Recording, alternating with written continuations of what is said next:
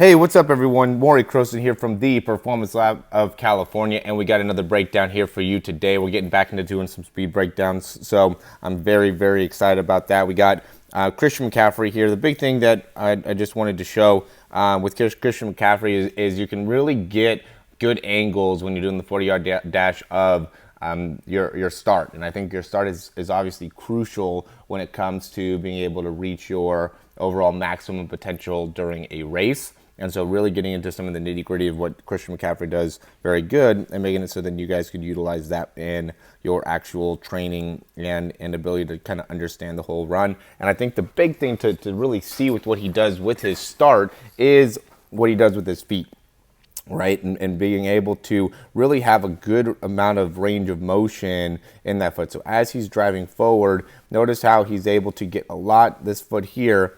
Notice how much bend he's able to create in those toes. So he's got great range of motion. So his foot is really bending over those toes right there. But then as he's continuing to bend, he does a great job of being able to get back forward and really get that heel really high up as he's pushing off, which is really an underutilized or undervalued thing within running. So notice how well he's able to get all the way up and over, get those heels all the way up and those toes all the way through as he's pushing off. Okay, notice again here, he does a great job of landing, and when landing, really being able to be solid in that landing. So notice how his heels don't go very close to the ground. He touches, and he's able to get a lot of range of motion back in that foot and drive off and push off and get a lot of extension there.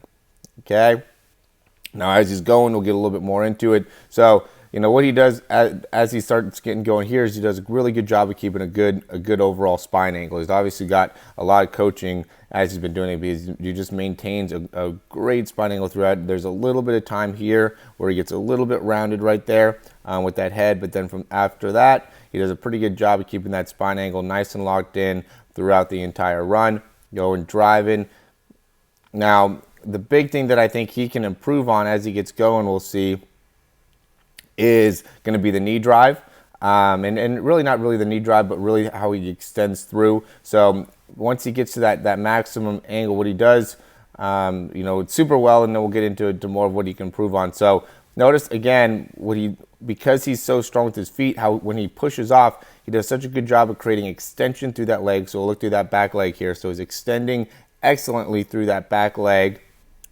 Boom. And then right from there, he drives this foot right up to his butt. There's very little wasted motion in getting that heel right back up to his butt. And then from there, he drives that knee forward really excellently there, and then goes into extension. Now, this is where there's some area to improve, is once he gets that extension out in front of him, right, or his leg gets out here, what he wants to start doing is being able to pull that leg back harder, right? So once he gets out here, pull that leg back instead of right now where he almost is letting that foot just come kind of straight down to the ground, which is making it so his foot lands a little bit out in front of his hip and he's not as much onto the ball as his foot. But if he got here and he really pulled that leg back, so notice how he's not pulling back, he's more going towards the ground, and that's making it so he's not getting as much overall force into the actual ground. He can go and really drive into the balls of his feet. I mean, he makes up for that because as he transfers through, he really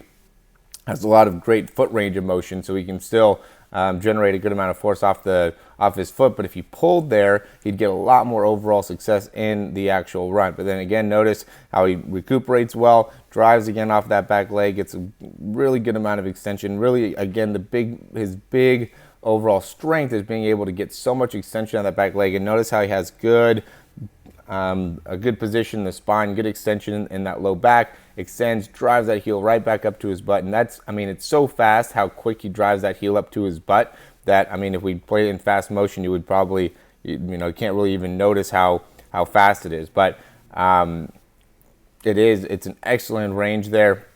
And really, when he's running fast motion, it looks pretty good. You could see even in that how much time is spent with his feet in front of him instead of his feet behind him. And the reason there's more time spent with his feet in front of him is just because he doesn't drive his legs back as much as he's able to get that heel to his butt. He's much cleaner at getting his heel to his butt in comparison to driving that leg back after it gets into full flexion. All right. Now, another big thing I'd say that is important here is, we always talk about when you're coming up, you want to drive that elbow up to the same height as the shoulder, right? Notice how well he does that both sides. He's again, he's obviously very well coached in that, he gets those elbows up in a good position. He's also very, very symmetrical in his actual running. So he's getting those hands all the way up to, and when you want to get when you drive those hands, you want to get those fingers up to at least that shin height. And so see how he's getting those fingers up and getting those arms up as he's driving forward as well. And again, that makes it so he can stay very, very symmetrical in his running. And what he's able to do, or what is so strong on him that makes that happen, is that core. With that core being so strong, he's able to really create a lot of driving force with those arms and still maintain a very, very symmetrical position, which is something that is not easy to do. You got to be able to create a lot of force in your arms and not move a lot in your core. Okay, a lot of times once guys start to really create a lot of force in their arms, they start to either lose their ability to maintain a good turnover with their legs, or they lose a good position with the spine, just because there's so much overall force being generated that it's hard to, again, maintain that position, which Christian McCaffrey does excellently. And that's really one of the main reasons why I wanted to do the breakdown on him, is so you could really see very cleanly what that looks like. All right. If you guys have any questions, please let me know.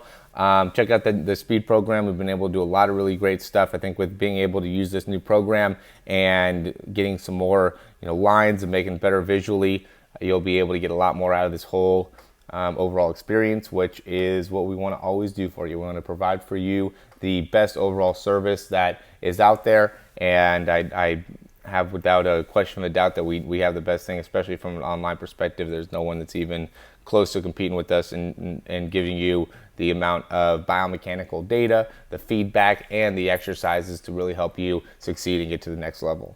All right, let me know if you have any questions, and we'll talk soon. Hey, thank you so much for watching this video. I hope you really enjoyed it, and if you did, you can subscribe down below, and that way you can get updates on any of the new videos that we get. Also, if you want to, you can check out some of our other breakdowns for speed and throwing. We have exercises, also jumping mechanics videos, a lot of great stuff within our channel. Hope you enjoy.